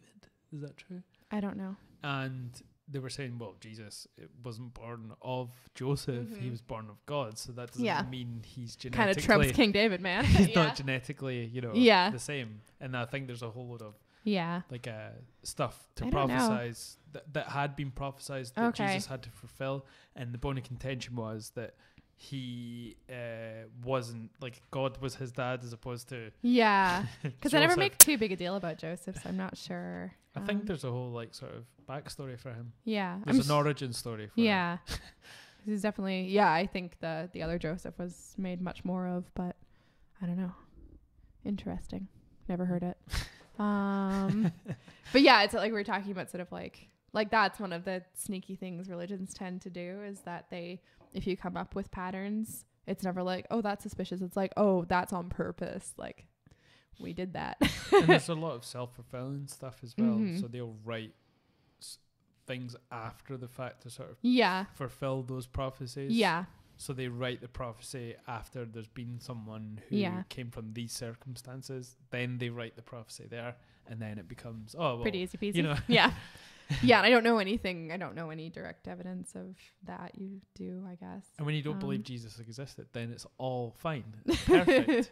Well, I think it's so funny when we talk about that and talking about this guy was a motif for he's like all these same facts were true about John the Baptist or whatever. It's like the religious tilt is always it was a prefiguration, and that makes Jesus even more real. But it's like you present the same facts but with the opposite slant depending on what side you're arguing. And I think it's so funny how that works. And it's the same as when you were talking about faith earlier, the fact that one of the tenets of, and I'm not going to specifically accuse Christianity of this, but it certainly is featured in it, is that anything that seems illogical or wacky, it's not just like, oh, ignore that. It's like you have to believe in spite of that, and therefore you have faith, and therefore... Well, God's got to test you somehow. You're not exactly. It's not going to make it easy for you to believe in him.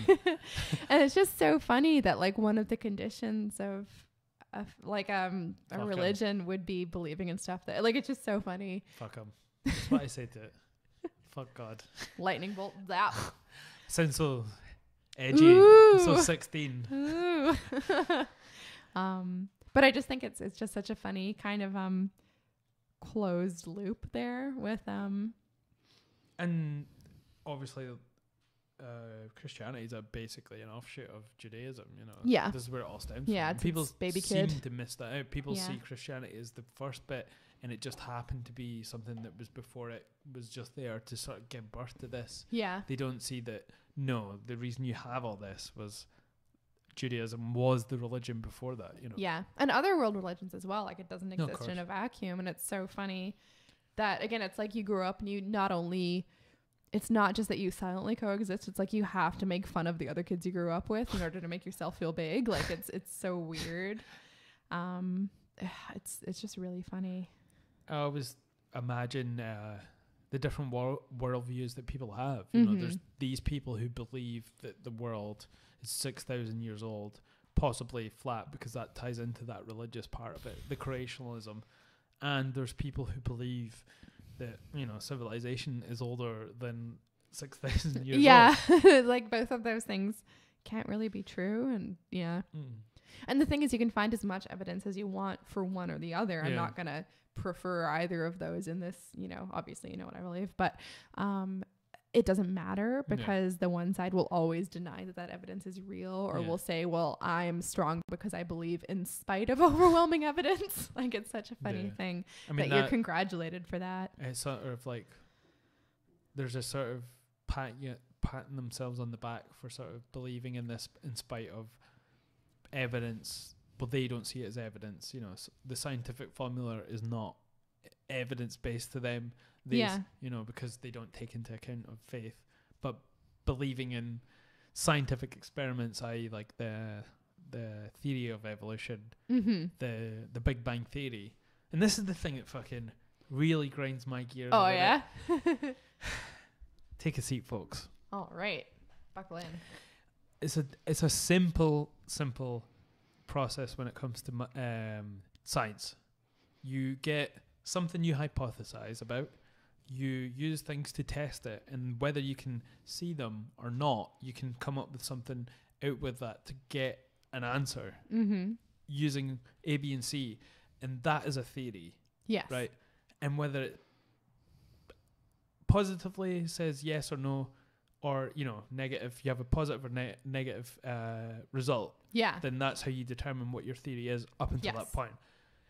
But the way science works is everything is sort of disputable at some point, maybe. So everything has to be labeled as some sort of like a theory. Like and we have to do that. Things have to be plastic. Because someone might come along and be like, well, this if you can show that that's bullshit by using science and sort of these experiments, then it changes. But it will always be a theory because that's someone else's theory. Yeah, you can never laminate anything in science. No, nothing's 100%. That's why scientists always have to say, well, to say that there is unequivocally 100% no God, that's not scientific to say that. No, you cannot prove something like that. No. It's not possible. And you also can't prove a negative. Like, it's just, and I think it's funny to think that in this day and age, anyone would think that that is what science is trying to do, because science has a lot of better stuff to do that serves no purpose. I mean, we barely have been able to teach evolution. Well, we can in some places in North America, and it's becoming even harder now to teach that because of the backlash from all these sort of fundamentalist religions that are appearing. Which is stunning in this sort of day and age. It barely got off the ground in North America. America, the USA. Yeah. And now it's just been totally like saying, like, we can't do this. We have to go back to, we can only teach religion, and evolution might be one of the theories that gets taught. You know? Yeah. And that, like, religious freedom is cool, but they only seem to be really worried about the freedom of one religion, and that's quite funny. And if something comes up about, you know, Darwinian evolution that sort of, well, maybe Darwin wasn't completely right about some of the facets of, like, very few facets of how he described evolution. Yeah. We're only refining it. We're not saying that, well, it was completely wrong because he had this little tiny bit wrong about evolution. Yeah. No, for someone working under the conditions he had, he did a pretty it was like quill pens, God damn it. And it shouldn't be, it's so weird. It comes back to this dichotomy, like, we can probably get on to, you know, more myths and monsters with this one, but these dichotomies, like, why should it be science or God? Yeah. It's so illogical. If your science is good, it can stand up to a God. If your God is good, he can stand up to science. And there shouldn't be this feeling of being threatened by, and it's like, if one bit of science is wrong, it's not all wrong. It's a work in progress. We're not finished science. Yeah. Like, it's not how it works. And I think that if you, I mean, me personally, I don't believe in one singular, like, one powerful entity called God that created the heavens and the earth. Whereas heaven, that's another thing, you know. Like, is it in the sky? No, because how old is Where did it come from? Is it in another dimension? Yeah. It's like you pull at one thread and it's all like blah, blah, blah, blah. Although that is what we were kind of just saying about science. Just because one thing's wrong doesn't mean it's all wrong. No, but there's stuff to back that up. Yeah. You know, just devil's advocating in here. I just didn't want to be a total hypocrite with that one. The devil's advocate, you say. Well, I don't believe in the devil. And yeah, so I don't believe in that sort of worldview. And there's lots of evidence to say that there isn't that sort of worldview, that isn't what's true. But I think if you start to say, yes, there is a God, then that means that you believe in sort of some one powerful entity that's doing all this, and you automatically have to say and sort of acknowledge that someone must have made him.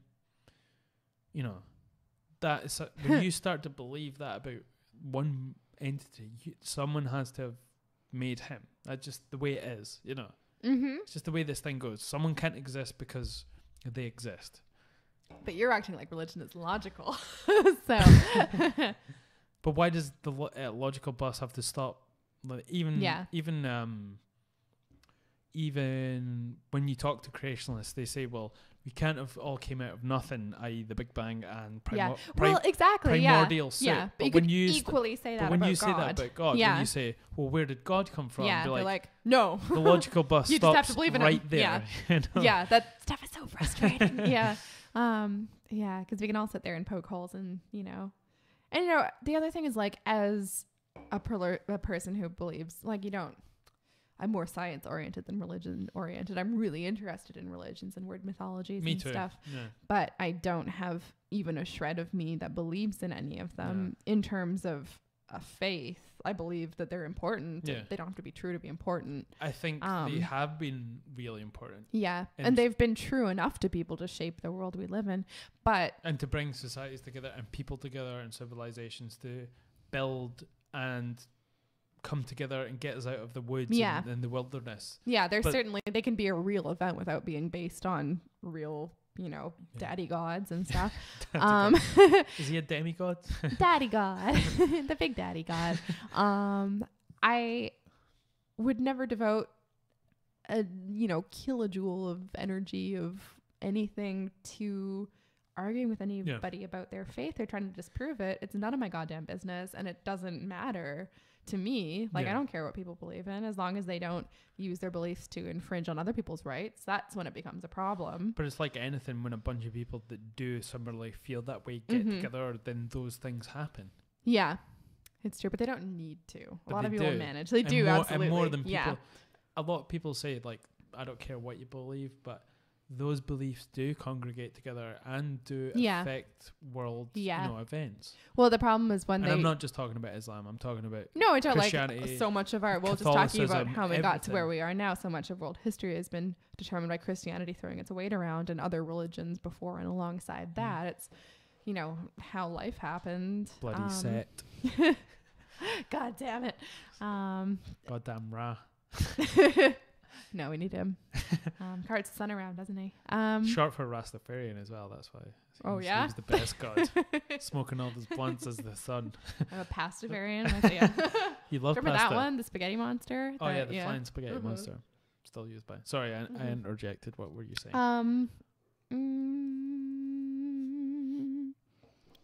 Oh, it's gone. Okay, sorry. That's okay. I'm not sure. But we were just talking about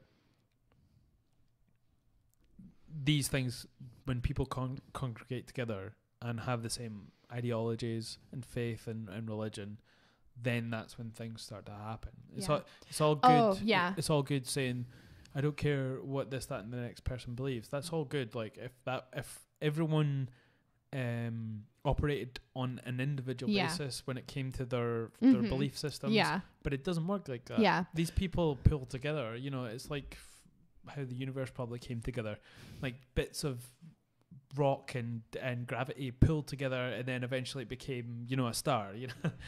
And it's one thing if that was entirely positive. Like, I'm totally in favor of people making communities, but once they start to be, they get exclusive and they get aggressive, and then it becomes again this like, we both can't be right, so one of us is wrong, or we both can't be right, so one of us is a heathen and has to die. Like that, it gets out of hand really quickly. And it's once in the letter of a religion you get items that are like my right is righter than your right. That's when it becomes a big problem. It's kind of interesting to see how exclusive and aggressive that Scientology has got, because they say religions in the past, they were like this because they were born in a time where everyone and towns and countries were exclusive and sort of hated foreigners and people moving in. Even like just seeing a ship on the horizon, everyone would panic. And there were lots of historical reasons to be that way. Of course. Bad things happened. But that's when those that's when those religions came into fruition. Mm-hmm. But to see a religion like Scientology come in a time of peace, relatively, it's so weird. And then become so aggressively sort of like ousting people, and sort of you have to have so much money to get into this, and it's kind of strange to see. Obviously, the one could operate without the other. Well, the fact that you can't leave, essentially, that they target you and torment you if you leave. Yeah. And it's like, oh my God, this is a Hollywood religion. Like, go get your teeth whitened and chill out. It's not like the bad old days. I think Tom Cruise did that. He got bored and he wanted to join. Yeah, I guess so. Yeah. It just seems to pray. Like, it's, so I always think of them, and I don't want, to hurt anyone's feelings by saying this, but I always think of religions as being like different types of viruses or diseases where they're, better or worse designed, or like more harmful in the short term, but pretty chill in the long term or whatever. Yeah.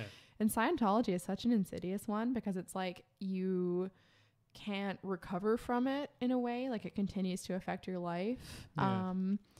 Once you've been part of it, and that group of people it targets, like it's not like classically vulnerable people. It's not like, people who are afraid of death. That's always a good one for religions, is people who are afraid of death. But with them, it's more like people who are afraid of just being like, I don't know, alone or unsuccessful, like things that everybody's afraid of. Not that everybody's not afraid of death, but it's... Scientology classically preys upon people who are struggling in life and have some sort of they question themselves at that time, and they're looking for something. And then when you get them to do these tests, where you hold those like the copper dildos, what are they called? the ergonomanometers or whatever they are.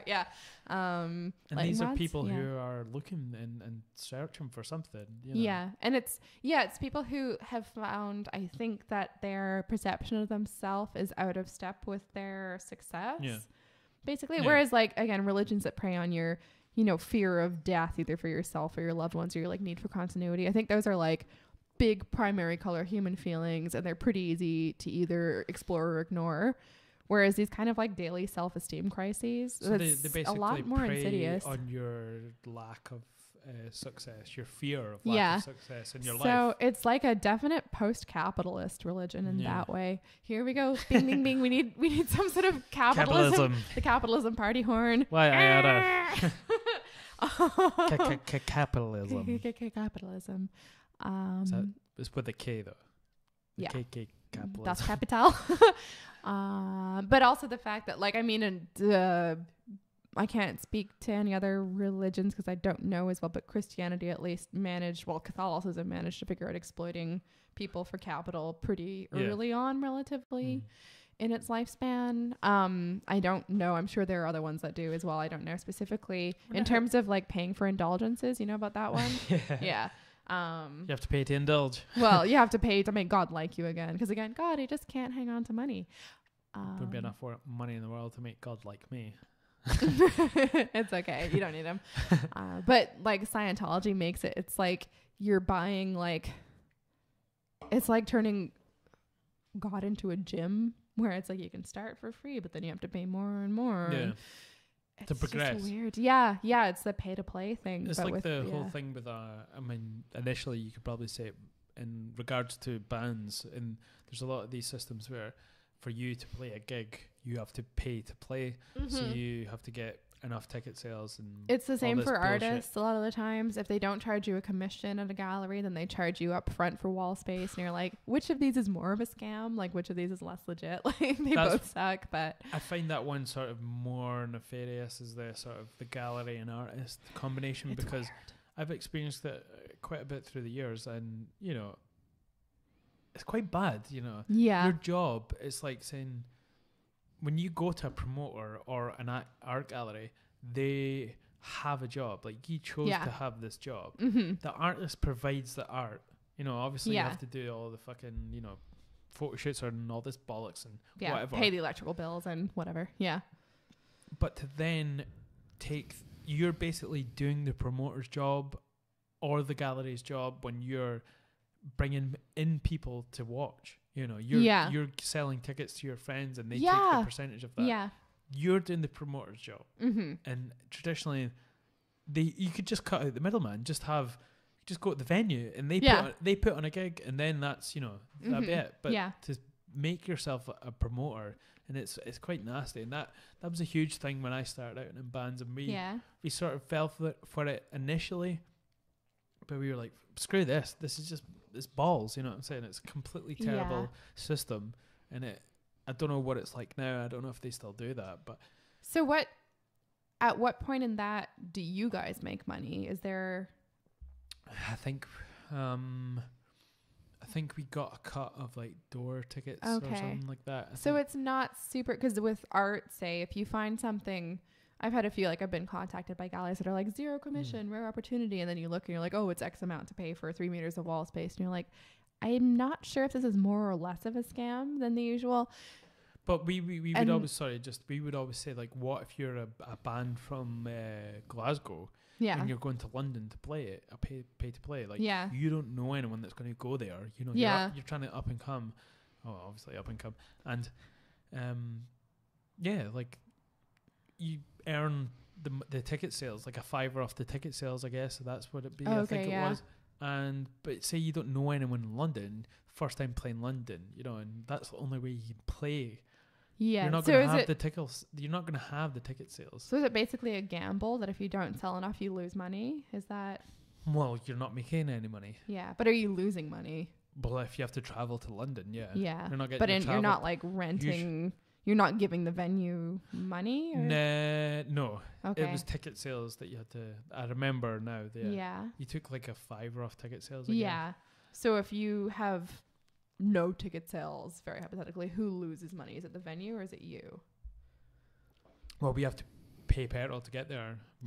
But you're not being charged. Like, no, I'm just thinking of for art. No, there wasn't like a set... like, for people, it would be benefit us to have people there. Yeah. But we were basically, if you say all your fans bought tickets, they're only going to go to see you at this gig, right? And that's pointless. You go to travel up and down the country because you want to play to different crowds. So then why would you do that? That promoter has to do his job. Yeah. Okay, I see. Get the gig sort of promoted and then have people come to gigs wherever you go. But when it comes to the pay to play one, it was just sort of a weird sort of exchange. So there's no point to the promoter in that case. No, that's nothing. Weird.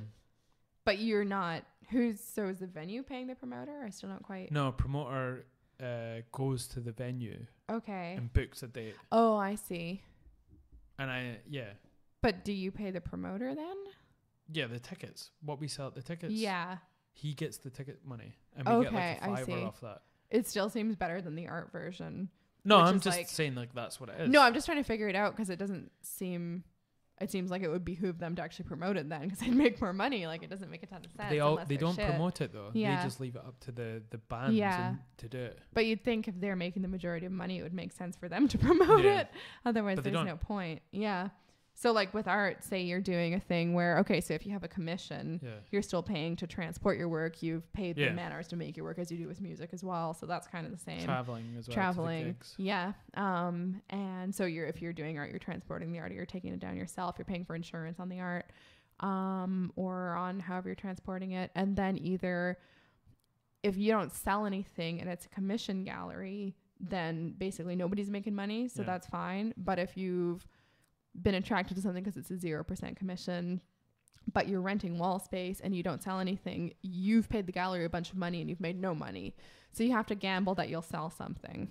How does it work when it comes to renting wall space? So you give them by the size of your work and they charge you it's accordingly. By the meters of wall space. So you choose how many meters of wall space you want. So it can be really good in terms of not paying commission. If you sell all your work, brilliant, because you price it accordingly. I'd make the smallest works possible. Yeah, but I'd usually make like tiny little matchbox size ones. Yeah, but then how much do you sell them for? If you can make 3 big ones, but then no one's gonna buy. Who says they wouldn't buy them? Well, maybe they would. That's all art is. But that's the thing. It's the same as negotiating anything. It's pricing things accordingly. Okay. And you have to factor in how much you're paying to be there. For instance, I haven't done that. Because again, it just does seem to be maybe more like, it just depends on how much you're selling, whether or not it's worse for you than a commission one. I know, it's a strange. And then of course there's no real ability to build up a relationship with the gallery like that. And a lot of time they're not promoting anything really. There's no promoter. Yeah. They just occupy the building and sort of. Yeah. They're not actively trying to sell your work. Yeah. Yeah. It's a weird one. It is weird. It's hard to be a creative, man. That's why you have to do it yourself. Yeah. Rent your own wall space. Yeah. But then you're paying rent on that. Like, it's joking. Still, yeah. No, but that's the like. I mean, just do it on the side of a building. Just like, hey. Yeah. Come see there. But then it's like having the trappings of a gallery adds value to it as well. Yeah, I know. You can sell stuff online, but. That's funny. With art, I've always sort of realized that the people that make art, especially when it's actually like visual, it's drawing and sculptural. When they're starting out, and a large percentage of them can't afford their own work that they're selling. Oh God, no. And it's it's really hard to figure out how to price things in terms of you want it to sell, but you also want to have any sort of compensation. It's gone. Sorry. Did you finish your beer? No, I'm getting there. Me too. What do you think of this one? It's okay. What is it called? Photon. It's from Alchemy. Okay. Alchemy. They came to the beer festival we did at the Pit. Really? They were nice, but I don't know. It's fine. It's not bad. Not my favorite. No. I think this one's a newer one for them. I haven't seen it before, but are they a Scottish beer company? Yeah, I think so. There's so many. Yeah. There's so many IPAs out there now. Yeah, it's gotten really popular. Even just like lager and beer, like the cans that you get now is crazy. Yeah, I love the wee cans, I gotta say. Although some of them are mad expensive for no really good reason. Yeah, it's become sort of bourgeois and hipstery and sort of bloody hipsters driving up the price of everything. Yeah. God damn it. Do you know what I quite like though is not having to get a whole pint of something. That is good. Yeah, I like the mix and match. Do they not do like half pints? There's a smaller sort of They do, but I always feel like a sissy for ordering them. They do schooners. I don't, Yeah, schooner, that's it. Schooner. It's like when you go, I think it was when Druthy's was still called Druthy's in Dundee, and I used to go with Druthy neighbours. Druthy neighbours. Yep. Yeah. Which means thirsty neighbours for all of us non-Scots. It's from Fife, actually. Neighbour. Your neighbour's from Fife. And you should be in Fife. Everyone should be in Fife. Neighbours. But I used to go with my flatmate, Anina. My thirsty flatmate, Anina, who was not that thirsty because she's a thirsty trap. Just her background, she isn't somebody who drinks much or at all, but she would maybe go and get like a half pint, but they always serve them in like little juice glasses, and it always looked like I was like taking my kid out. It was really funny. That is a weird one. Like the half pint. I've never offered I've never asked for a half pint ever. I used to drink half pints when I was like a student, like an undergrad, and like poorer and a girl. Could you ask for a pint in Canada? Yeah. Do they serve things in pints? Yeah. Yeah. Yeah. Okay. I think so. Do they call it a pint? I've always just said, can I have a so-and-so? I don't really say the amount, unless they ask me. Yeah. What size, eh? What size, eh? Yeah, usually it's just like the size that thing comes in. I've never had to specify, I don't think. Well, if I have pints then. Well, I think remember, like, they'll have sizes sometimes. Like when we went to Blood Brothers, I think they had sizes. They had like biggies and smallies. Yeah. I don't remember. They were just in measurements. They were like ounces or something. But generally when I feel like I'm ordering a pint somewhere like that, it feels like it's a sort of, oh, we're in Britain. Yeah, I can have a yard of ale. I don't think they have yards. I think they do. In Canada? I went to a frat place. Oh. Yeah, it was like a bar on like 4 different floors, and it was like a frat place. Was it just like a frat house? I think it was with on beer college. On 4 floors? Yeah. It was on college. Was it an actual bar or was it some gross house? It was a house. But it felt more like a bar than a house, but it was a house. That is exactly how you describe a frat house. And it was a house of frat. A house of fraternization. Look and see Frattenstein. And they had the yard of ales up above the bar. Oh, yeah? Yeah. I've never seen it in Canada. I think they were more ornamental. Like most people don't really.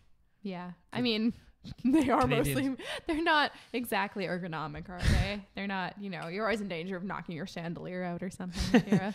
I don't think a frat house has a chandelier. Well, they used to, but they don't anymore. They've all been swung off of and, No. Smushed up their chandeliers and snorted lines of ramen. Snorting lines of what? Ramen. Chandelier. Ramen? Yeah. Chandelier. Have you not seen the badass bro way to take a... Oh, yeah, I have seen that. Ramen noodles. God. Blur. You eat the ramen, the dry ramen. Crunch. Pour the hot water down your throat. And you snort. You snort the powder. Yeah. And I wonder. You'd probably get some sort of infection from it. I bet you would. Yeah. You'd be crying miso or whatever. Have herpes in your nostrils. Ew. At best. think your biggest problem would be the outside of your nostrils, and the inside of your nostrils would be the same place. So probably that's a good place to stop. Is it? The nose place? Okay. We should probably stop there. Okay, cool. It's been a good one. It has been. Hopefully. So thanks for joining me on my first podcast of 2018. Oh my goodness. Yes. We should have done some. Do you have any New Year's resolutions? I kind of have internal ones that I don't tell people normally. Okay. So ones that I just want to achieve, but that's probably why I never achieve them, because I don't tell anyone. So my secret to my success is I never tell anyone and I just secretly achieve them. No. Okay, I'll tell everyone. I want a younger girlfriend. Oh. A more beautiful girlfriend, which is impossible. Wink, wink. All right, you can go now. You're excused. Do you tend to have sort of resolutions? No. Have you ever made any? No, I don't think so. Never? No. I don't like arbitrary deadlines. Yes, you're very contrarian. Yes. Yeah, and I honestly totally hate like detox Januaries and stuff. It just drives me nuts. I think some of them can be good though. Like there's this sort of there's a movement in the UK just now, and there's the vegan January and there's a sober January. Yeah. It just seems to me like it's like I think it's good to educate people though that don't normally think about these things. I think that's good, but I think a lot of people use it to congratulate themselves and then not worry about it for the rest of the year. And it's like, no, you need to be moral and take care of yourself all the time. I know it sounds tiring, but you do need to. I heard on the radio actually there was a guy that was the main proponent of that, and he was saying like, oh, people just think it's an excuse to sort of take all the responsibility away from the year. But he said that over the course of like a couple of years, the drinking went down drastically over the full year. For who? For the test subjects they had for this, I don't know. That sounds... I think once you realize that you don't need as much drink, I think people just then realize, oh, well, I can just not drink in these times. Yeah. That's not my anecdotal experience of people doing it, but we know I'm sure we have different... awesome, so. Yeah. But it's just like I associate it with people who just like are really miserable for a month and then do whatever the heck they want. It's the same as like people who do one not well researched thing for charity and then think they're in the clear. Like it just annoys me. I think the results are so clear though. That it will have. It's just it's hard to sort of realize those knock-on effects that it's going to have, and it is going to have an effect on you no matter what, because you're going to feel great when you're not doing something that's. I don't know that you necessarily will though, because people totally change their lifestyles and they can't maintain it. I think is the problem. No, I think you're of course, better off. But when it comes to the vegan side of things and the sort of sober, and we're talking about people that are not sort of alcohol dependent, which is a different story. For sure. That's a whole kettle of fish. You can't just stop. No, you when can't. You're alcohol dependent. Can't. Yeah. We're talking about people that are sort of drinking maybe every night, but not on a sort of level where they get drunk. Mm-hmm. I.e. me and you. Pretty much, yeah. And honestly, I have no problem with that. I'm happy with that lifestyle to be, because we don't, And that's why I think there's this sort of uptick, or there's going to be this uptick this year with veganism. I mean, I don't agree with it all the way through. There's some beneficial aspects to it. But I think there'll be, with this sort of vegan January, it's going to make people conscious of where their food comes from and what they're eating, and not to the extent where they go vegan for the rest of their, but even on the day-to-day basis where they are eating meat, maybe you go, well, I'm not going to have some fucking frozen chicken nuggets. I'm going to have some like chicken breast with bread, whatever, and be a bit more healthy and conscious of where my meat and what and how I'm cooking these things. So I think you're more optimistic than I am. I think people jump on a bandwagon and they jump off again. I think that's what happens. True. And not everyone by any means, but I just think it's people are paying lip service to something and they're going to get bored of it and abandon it. She's so dire. What? Nothing. What? Nothing. What did you say? I said you're so dire. Oh, well, I don't know. It's just been my experience with how people treat things like that. No, it does happen. Yeah. I think nationally, there's going to be so many people that try it that a percentage of those people will. Yeah, I think you're probably, but I think the people who really would approach it in a well thought out and well researched way are not people who would never thought of it before anyway. Yeah. Whereas I think a lot of people are going to do it. They're not going to do it well. They're going to get, you know, because it's not easy being vegan either. And people are going to do it and they're going to be exhausted and fed up and they're never going to do it again. Especially because it is literally one extreme to the other. Exactly. And that's my problem. It's supposed to like cut down. Yeah. This is one of my big hobby horses of people were just tried a little harder all the time as opposed to doing things in fits and starts, I think. And it's the same with diet. It's the same with exercise. It's the same with things like buying fast fashion, which always gets ignored in conversations like this, which like is equally problematic. Don't use that word. What's the word for it? Using problematic is problematic to me. Okay, cool. Well, it's equally unethical. Let's say that. Better. Okay. I still don't think it's as precise, but I know you don't like that word. I think it's people always need to make things simpler for themselves, but that's not necessarily, I don't think that's the way to progress. Yeah. And I'm not saying like don't do that or that's a bad idea. I think it's really cool that people are trying it out. I just hope that it's not like, you know, a Christmas golden retriever that people then give away. Yeah.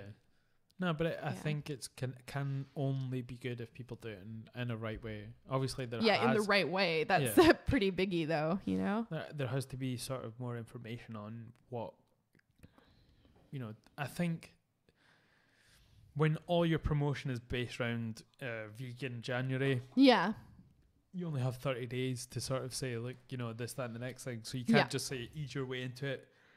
Yeah, that wouldn't work over 30 days. No, I don't think it's that. And I think that's why it has to be a long-term thing, obviously. But and so that's why all their promotion stuff is based around, just do it, get into it and do it and you'll feel better. And I'd so rather say like, try having meat once a day. Now try having it once a week, like that kind of thing. And just try some new recipes. And the goal isn't necessarily to be vegan. It's just to be better at eating.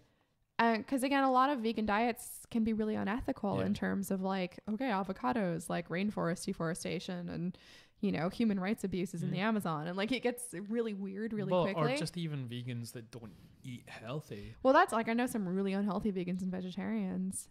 We know people who are fat vegetarians. And it's or like super anemic. Like I was a super anemic vegetarian and I was miserable. I'm so much happier now that I eat a little tiny bit of meat. And if you think she's miserable now, just imagine her then. On that note, whoa. All right. Okay, thanks for joining us. Thank you. Thank you for joining me. You're welcome. I hope you enjoy your newer, younger, more beautiful girlfriend in the year to come. Her name's Ivanka. Ivanka Trump. And she's an ice princess. Oh, she's... All right. Whatever floats your boat, man. I'm out of here. Okay, thanks for joining me. And you're welcome. Thank you. I hope you have a wonderful night and everyone has a wonderful couple of days till my next podcast. Awesome. Well, I'm excited for many more KP podcasts in the year to come. Ciao. Arrivederci. Bye, Mark.